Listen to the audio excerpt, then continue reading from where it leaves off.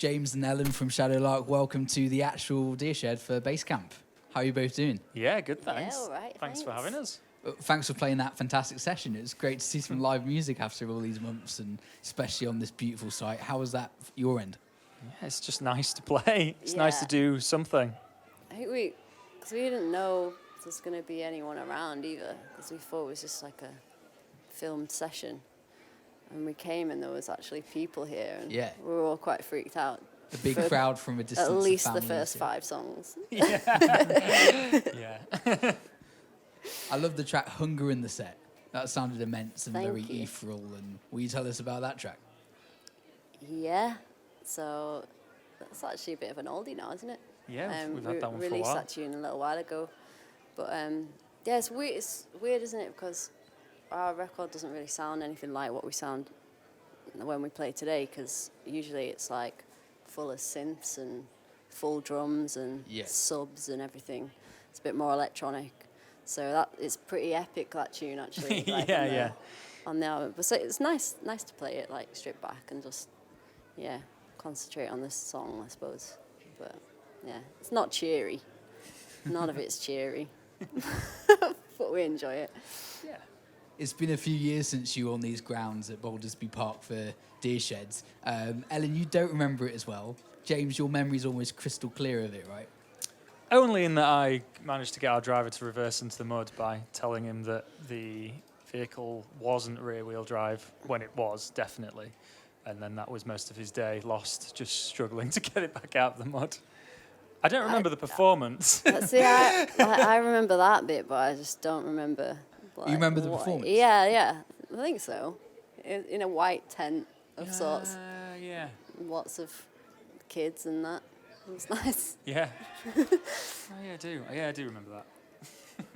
Yeah, it was a vintage lineup that year. Villagers played as well. Yeah. Do you remember seeing any of the other acts?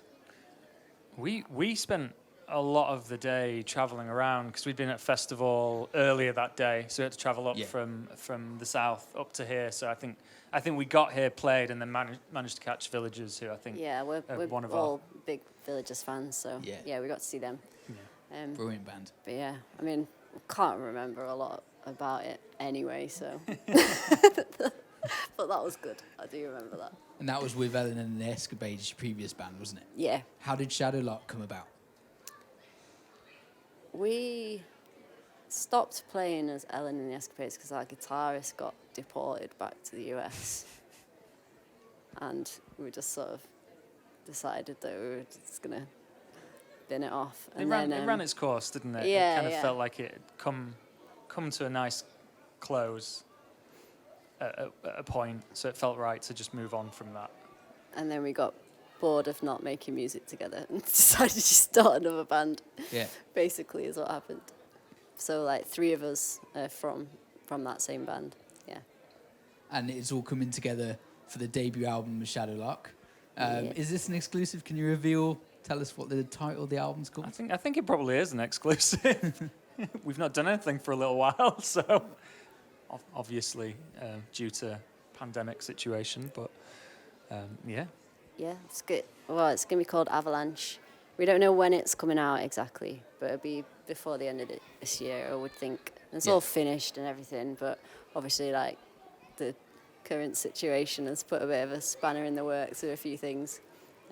So, yeah, we'll post something online at some point about it coming out, I'm sure, but I don't know when it is yet. It's a fantastic name, Avalanche. How did you land on that as the name of the album? It's one of the tracks on the album. It's like one of the closing tracks, isn't it?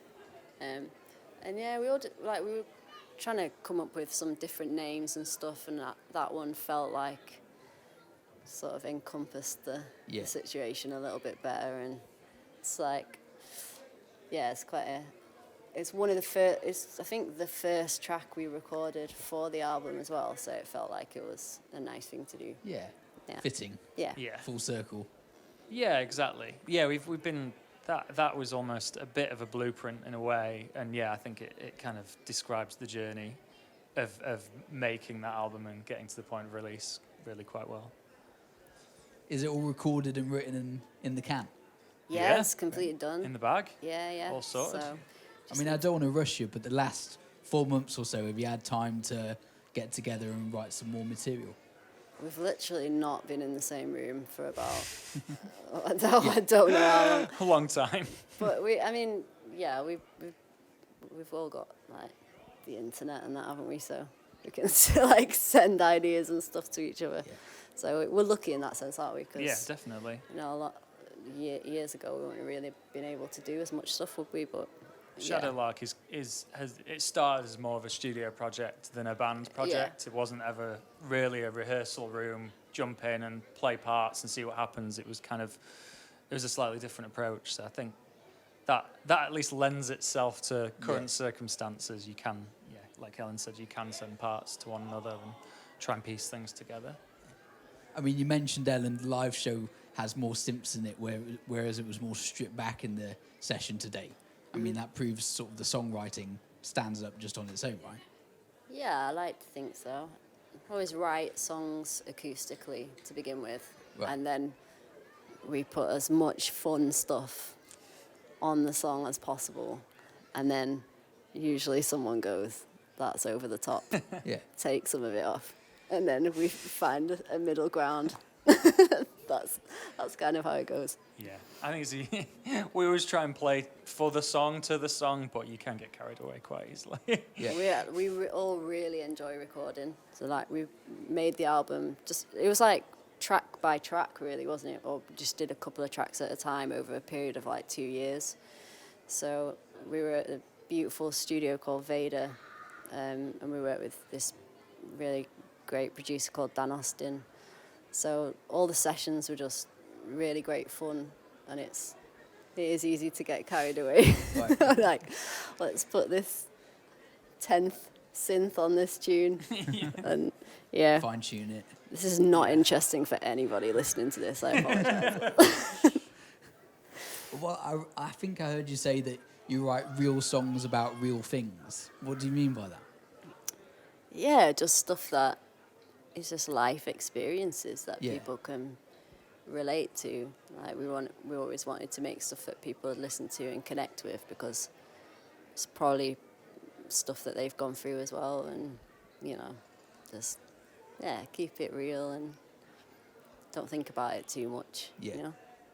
So when the album drops at the end of the year, Avalanche, have you got some tour dates lined up for next year? Not right now, but I'm sure we'll have some. Yeah, some we'll stuff to announce. do something around the release, won't we? But obviously, like, we don't really know what the deal is at the minute with booking stuff, and like, I mean, this has all come as a bit of a surprise. So Yeah. we'll just see what happens. Well, it was a real treat to see your session. Shadowlark, thanks very much for coming to Basecamp. Thanks Great to Thanks see you. for having having us. us.